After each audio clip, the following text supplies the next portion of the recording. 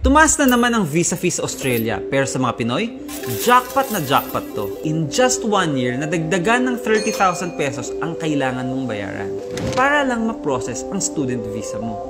Dahil dyan, sa ibang bansa, grabe ang bagsak ng application. Pero sa Southeast Asia, particularly here in the Philippines, steady pa din ang numbers. Kaya mas competitive na tayo ngayon dahil there is lesser competition from other countries.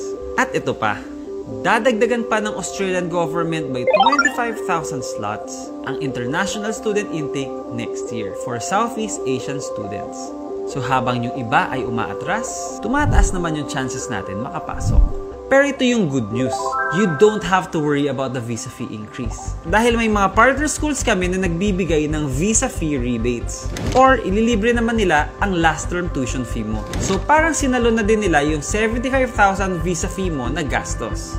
And on top pa yan sa partial scholarships na binibigay nila. Gusto mo bang malaman anong mga schools ito? Message us today so we can match you with the perfect program in Australia.